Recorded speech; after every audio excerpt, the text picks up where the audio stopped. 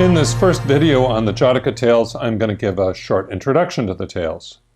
Professor D.L. Ashleman, a scholar of folklore, retired now from the University of Pittsburgh, says of the Jataka Tales, quote, "Part of the canon of sacred Buddhist literature, this collection of some 550 anecdotes and fables depicts earlier incarnations, sometimes as an animal, sometimes as a human, of the Bodhisattva, the being who would become Siddhartha Gautama, the future Buddha. Traditional birth and death dates of Gautama are 563 to 483 before the Common Era. The Jataka Tales are dated between 300 before the Common Era and 400 of the Common Era. In spite of the collection's sacred and didactic nature, it nonetheless includes elements obviously derived from ancient folktales whose primary function is entertainment." So writes D.L. Ashleman. I will add that the tales vary greatly in length. The longest Jataka tale, number 547, runs to 59 pages in the English translation that has been republished by the Pali Text Society in 2004. Quite a few short tales last just a page or two in the same edition, and some of the Jatakas, such as numbers 224 and 82, have really no story at all. Number 224 consists of just one sentence and 4 lines of poetry. However, the typical Jataka tale consists of 3 parts. First, there's the introductory section, which typically tells a story of life in the religious community that gathered around Gautama Buddha after his enlightenment. These introductory sections are typically fairly short, but not always. For example, in Jataka number 77, the introductory section takes up 6 pages of small type. The middle section, or second section, is the core story. One of the characters in the core story is always the Buddha. Sometimes some of the characters in the story are the followers of Buddha. The core story typically concludes with a short poem which contains the moral or some piece of wisdom. In the final or third section, typically fairly brief, the Buddha reveals which of the characters in the story was he. Sometimes the Buddha also adds a moral or other brief teaching. So the typical structure of a Jataka tale consists of the core story, the middle section, surrounded by a framing story, which is the introduction and the conclusion.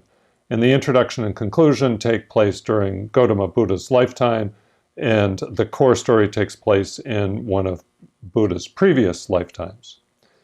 Most of the English language retellings of the Jataka tales, however, leave out the framing story, the introduction and the conclusion, and only focus on the core story.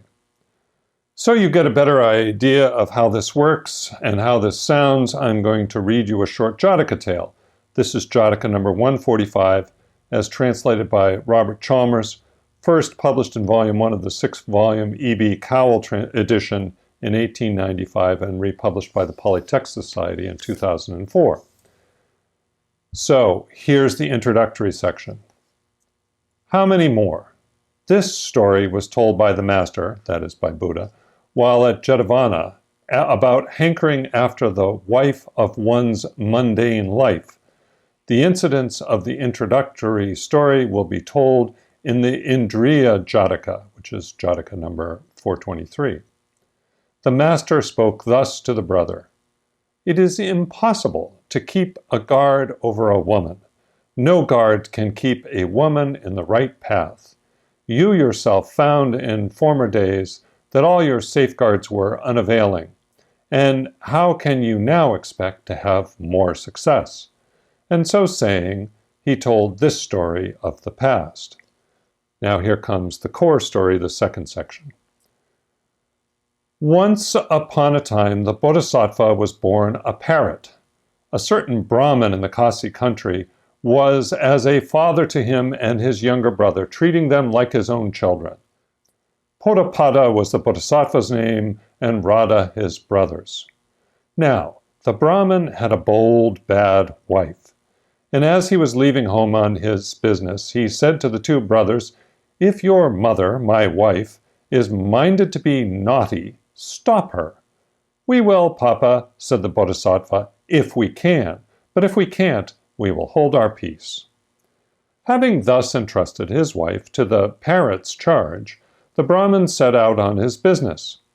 Every day thenceforth his wife misconducted herself. There was no end to the stream of her lovers in and out of the house. Moved by the sight, Radha said to the Bodhisattva, Brother, the parting injunction of our father was to stop any misconduct on his wife's part, and now she does nothing but misconduct herself. Let us stop her. Brother, said the Bodhisattva, your words are the words of folly. You might carry a woman about in your arms, and yet she would not be safe. So do not try the impossible. And so saying, he uttered this stanza. How many more shall midnight bring? Your plan is idle. Naught but wifely love could curb her lust, and wifely love is lacking quite. And for the reasons thus given, the Bodhisattva did not allow his brother to speak to the Brahmin's wife, who continued to gad about to her heart's content during her husband's absence.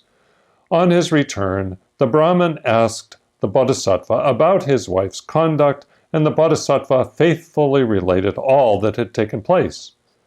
Why, Father, he said, should you have anything more to do with so wicked a woman?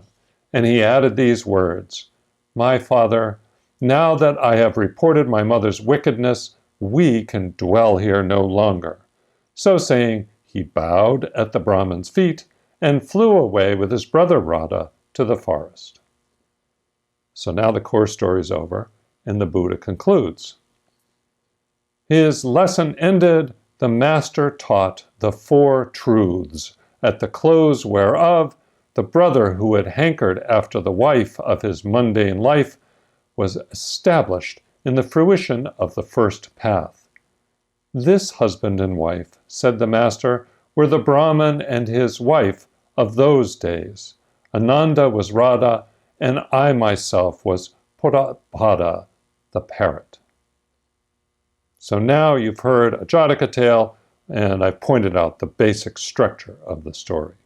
So let's take a little closer look at this Jataka tale. Let's pick it apart a little bit. Folklorists have categorized European and to some extent Indo-European folktales according to their basic plot.